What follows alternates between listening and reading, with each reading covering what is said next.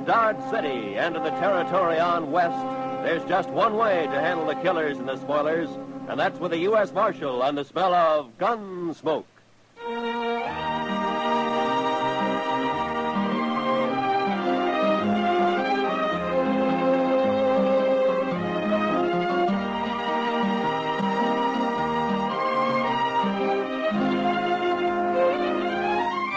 Gunsmoke, starring William Conrad.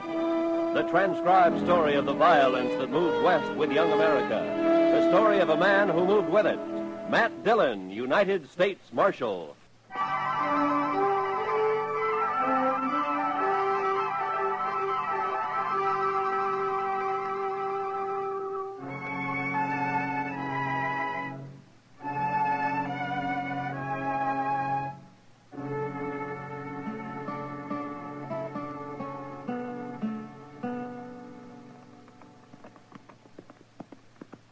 Ain't we never going to make camp, Mr. Dillon? We'll ask whoever's living in that cabin up ahead if there's any water around here, Chester.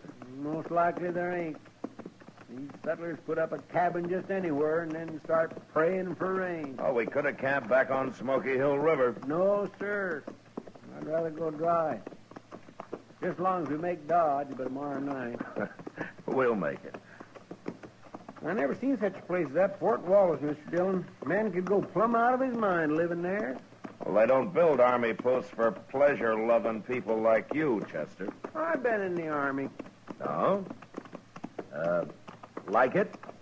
Well, sir, we didn't always see eye to eye, me and the Army, but at least I didn't get killed. Well, that helps. I'll bet you look pretty bold in a uniform, Chester. Oh, my, yes. I surely did. I wonder if there's anybody home here. Hello?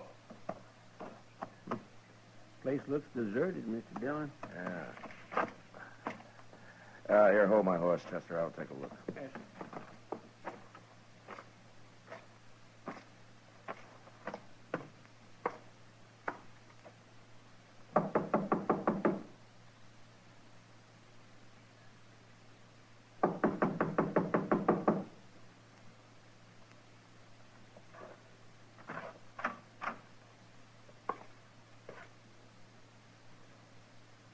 Ain't nobody home? There's a man in here, Chester, lying on the floor. What? He's dead. Somebody killed him.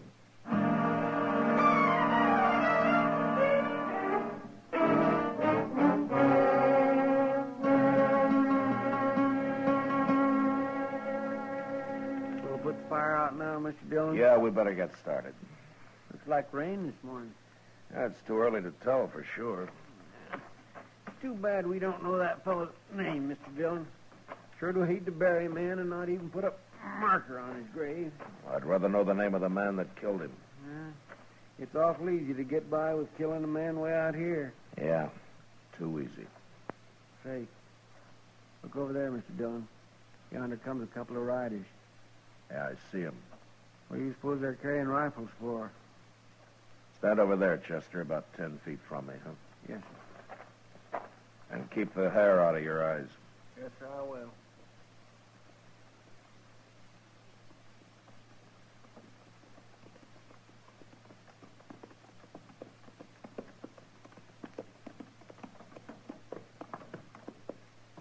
What are you men doing here?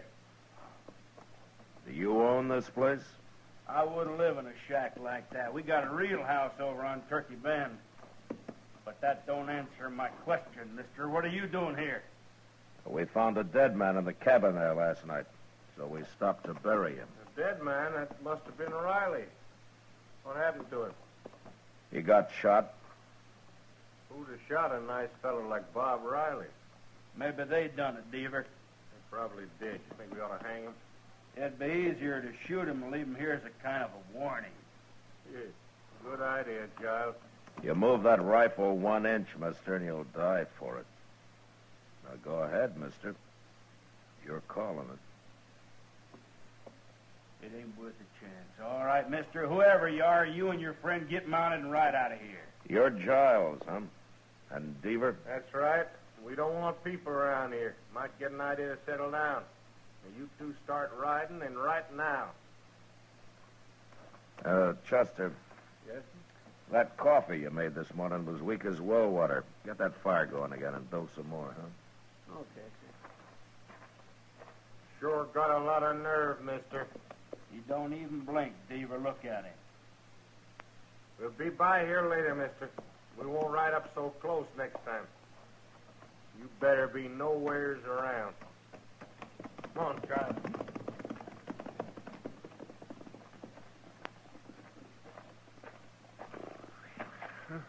I almost stopped breathing, Mr. Dillon. It was 2 against 2, Chester. We'd have made out all right. Yes, I know, but it's the waiting that chills me. Say, you know something? I'll bet anything it was them that killed the fellow that lived here. Maybe. But I'd sure like to know more about those two. But right now, we better get started for Dodge. Yes, sir, I'll go get the horses. Chester and I got mounted and rode maybe a mile and a half when we came across a sort of a camp. There was a man there, a tall man with long yellow hair and bright blue eyes that seemed always to be looking into the distance. He had a mule and an old wagon and some hogs that he kept in a well-built, partly covered pen. But he hadn't put up a shelter of any kind for himself, and it didn't look as though he was about to. We got down and walked over to where he was standing by a small fire. Sit down, man. I got no coffee, but you're welcome to that pot of chicory. There's a spoonful of molasses in it. Well, thank you, but we just stopped to say hello. No need to hurry off, mister. My name's Obie Ridgers. Glad to know you, Richards. I'm Matt Dillon, and this is Chester Proudfoot. How do you do? I don't meet many people out here. Are you raising hogs? All my life. Not here, though. Well, where do you live, Ridgers? You got a house somewhere? Ain't lived in a house since I was 9 years old. I like it outside. I need to breathe. Well, you're outside here, all right. And I ain't gonna move no matter what they say. No matter what who says. Them two fellas up on Turkey Bend. Giles and Deaver? Them's the ones. Tell me, Richards, there's a cabin about a mile and a half north of here. You know the man that lives there, Riley? He comes by here now and then. Oh, we buried him last night. Somebody shot him. That's bad. That's real bad. You better tell the law about it if you're going anywhere, mister. I don't hold with murdering a man. Well, I'm a U.S. Marshal, Richards. That a fact. Well, now. Don't you ever get into Dodge? Well, never have, but I'm going today. What, in that wagon? It'll take you a week. No, sir. I'm going horseback. Well, I swear I don't see no horse. Well, right out there, fella. Here he comes now. There's Jim Branch leading him. Jim talked me into going to Dodge with him, but I know I won't like it. I'm just doing it for Jim's sake, kind of coddling him along, make him feel good. Where does this Jim Branch live? He's got a little place over west of here somewhere. Jim's nothing but a cowboy, Marshal. He'll be drifting on one of these days, kind of like me that way. Hello.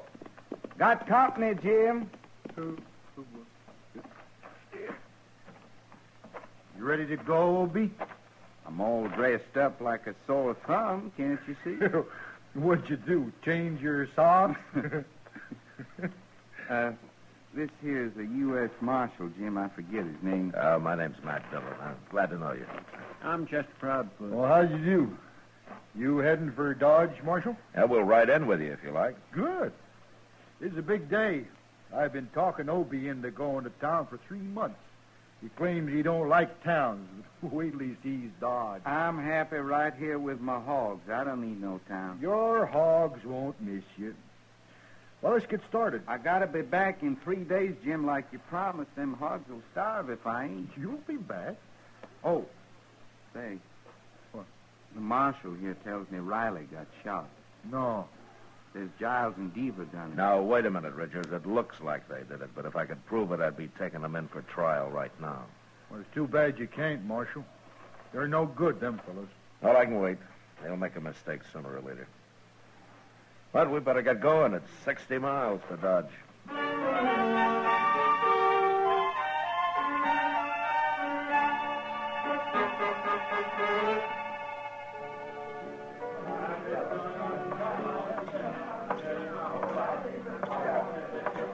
Good evening, Kitty. Sit down, Matt. You want a drink? No, thanks. I just had dinner. That reminds me. Fella brought me a dozen quail today. Oh? I can cook 'em for dinner tomorrow if you're going to be around. Yeah, that sounds great. I'll be here. They ought to be ripe enough by then. You know, I never saw as many quail as there are this year. Riding in yesterday, we put up clouds of them. That Jim Branch seems like a nice fellow, Matt. Obie Ridges, too. Yeah, they are, Kitty. They sure make a funny pair. Maybe. But still, they're kind of like brothers. Look at him over there at the bar. Opie's getting spookier every minute he's here. Obie likes it outdoors, right out on the ground. I doubt he'll ever come into town again. Jim told me he still hasn't been able to get him to take a meal in a restaurant. He has to bring it outside for him. Says he can drink inside, but that's all. Well, maybe we'd all be better off if we lived that way, Kitty. Not me. I don't want to live like an animal. Don't you? Hello, Miss Kitty. Hello, Jim. Marshal, something bad's happened. What, Jim? Well, this fella here just rode into town from up north. Well, he come by Obie's camp. Marshal, somebody shot Obie's mule and burnt up his wagon and killed all his hogs. That's right, Marshal. Oh, no. Giles and Deaver again, huh? Well, it's Obie I'm worried about. I never should have made him come to town, Marshal. He'll kill them fellas now. I know he will. I'll ride out with you, Jim. Right now.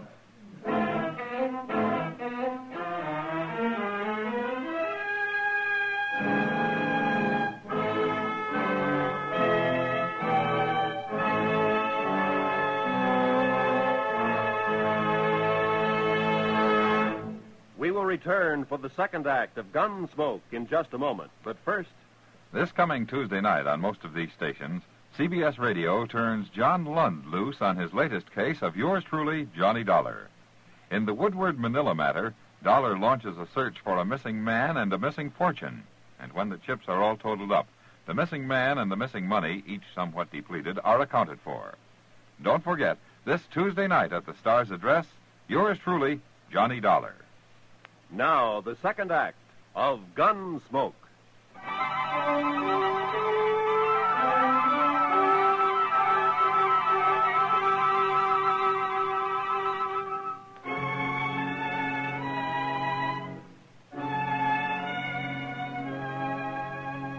I wanted to ride out to Obie Ridger's camp that night, but Obie insisted on staying in Dodge. He even tried to have a good time for Jim's sake. Next day, however, on the ride up, he just sat his horse and stared straight ahead and never said a word. We reached his camp after dark, and we could see his mule and his hogs lying there in the moonlight, and the remains of his wagon, charred and ghost-like.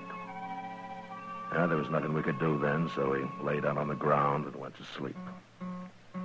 But that was our worst mistake, as I discovered when Chester woke me next morning. Obie had disappeared, and he'd taken his rifle with him. We saddled up and rode for Turkey Bend. How much farther is it, Jim? Just beyond them trees, Chester. I told you Obie was going to kill these fellas, Marshal. Well, maybe they're not here. If they're not, he'll find them.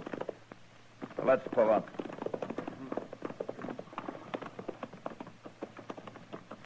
I don't see no cabin. It's right in there. There it is, see? Oh, sure. Wait a minute. Look over there, behind that log. It's Obie. Hey, Obie! We better walk over. Okay.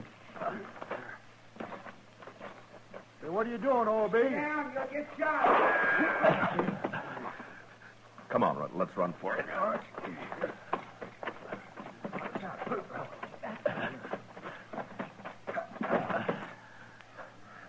Beaver in there. I got him trapped. Look, Obie, I'll handle this. You can't kill these men. I done killed Giles already. That's him laying right by the door over there. Oh, Obie, you Blew did. the top of his head off. Obie, I gotta put you under arrest. Now, give me your rifle. Wait till I kill Beaver. I can't hang twice. Give me that rifle, Obie. Now. You mean it, don't you? I do. All right, I won't fight you. Yeah. But I'd sure like to kill Deaver. Chester, take this rifle and keep an eye on him. I'm going after Deaver. Yes, sir. He'll kill you, Marshal. No. He'll be too curious at first. I'll walk over there with my hands up. But you wait here till I yell.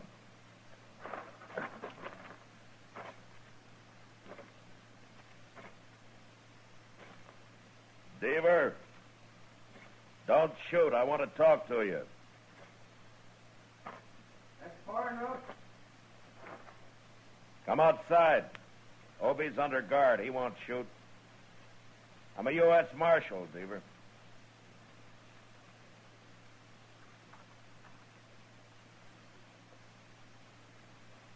You're the feller we run into the other day up at Riley's cabin?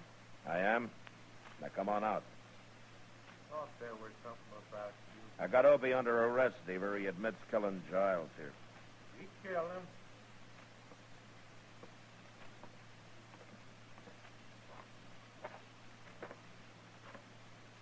Did you and Giles slaughter his mule and his hogs? There ain't no reason to murder a man. No. No, it isn't. But tell me about you. Did you murder Riley? Well, wait a minute, You're Mark. going back to Dodge with us, Deaver. Oh, no, not me. Keep your hand away from that gun. Let's see how good you really are, Marshal. No!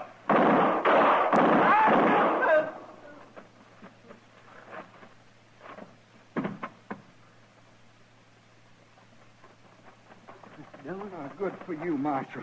Good. You killed him. Now they're both dead. Yeah, they're both dead. But you murdered one of them, Obie. Jail. I can't go to jail, Marshal. I'd go crazy. I'd go crazy in jail, don't you understand? I can't go to jail.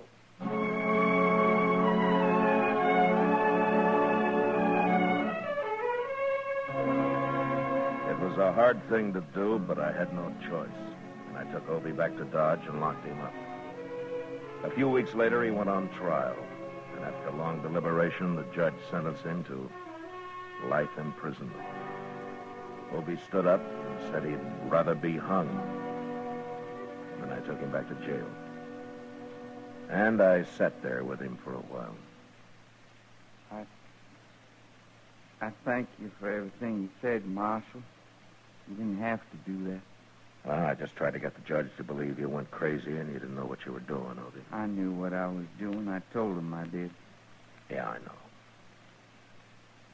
Why wouldn't he let him hang me, Marshal? And he did what he thought was just, Obie. He didn't think you deserved hanging. I don't know how I've stood it this long in jail. I'm sorry, Obie. I wish I could help you. They got windows in the penitentiary, Marshal? Sure they have. Well, I'll be around later, Obie.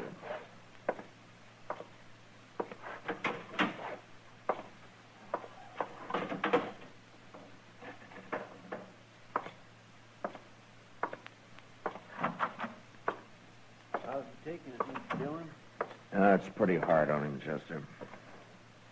Where's Jim Branch, anyway? Oh, my, I ain't seen him since the trial was over. Well, maybe he'll come around later. I'm going to supper with Doc, Chester. We'll be at Delmonico's. All right, sir.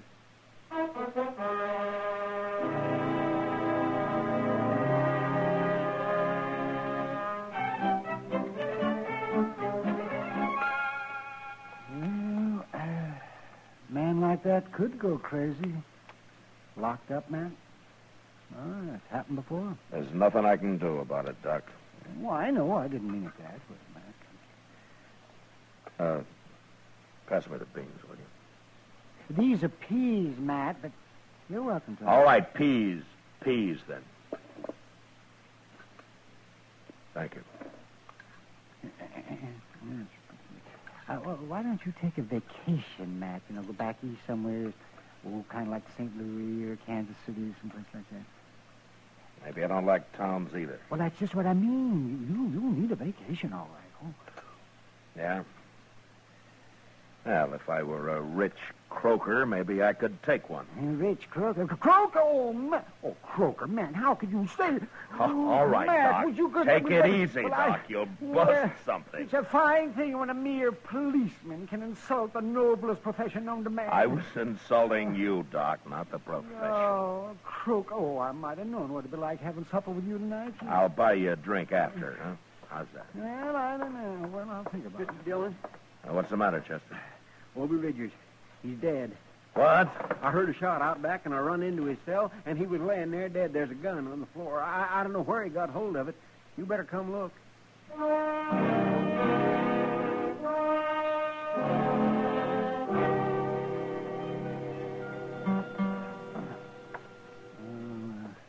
He's dead, all right, man. You think he killed himself, Doc? Well, the gun was held right close to his head. Maybe somebody called him over to the window and shot him. Maybe. But he could have done it himself. The bullet entered right here, man. Yeah. So you're saying it could be either murder or suicide, huh? That's right. Well, why would anybody murder him, Mr. Dillon? It don't make sense. Yeah, it could be somebody who understood how Obie felt about being cooped up the rest of his life, Chester. And somebody who liked him. A good friend.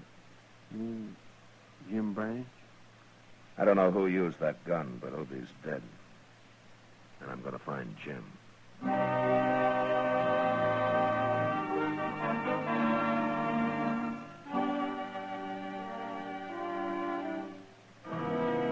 Jim Branch wouldn't talk one way or the other. So I charged him with both murder and abetting a suicide, and he was brought to trial. The trial didn't last long due to lack of evidence, and Jim was freed. He left the country soon after, and I never heard of him again. And as Kitty had said, he and Obie were kind of like brothers.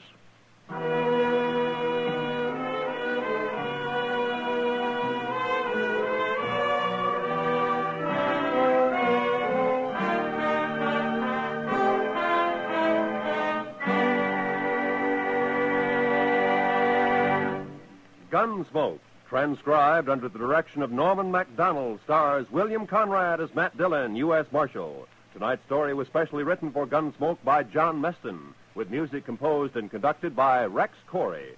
Featured in the cast were Vic Perrin, Lawrence Dobkin, Jack Crucian, and John Daner. Parley Bear as Chester, Howard McNear as Doc, and Georgia Ellis as Kitty. Roy Rowan speaking. Join us again next week as Matt Dillon, U.S. Marshal, fights to bring law and order out of the wild violence of the West in Gunsmoke.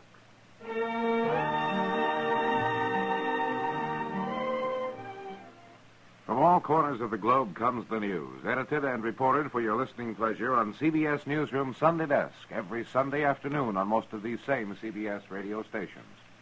3 top reporters bring you the latest up-to-the-minute news in their specialized fields. Dick Joy tells you about news at home and overseas. Tom Harmon handles sports, and George Fisher reports the Movieland news. That's CBS Newsroom Sunday Desk, tomorrow at the Star's address. Eve Arden as Our Miss Brooks teaches you how to laugh tomorrow on the CBS Radio Network.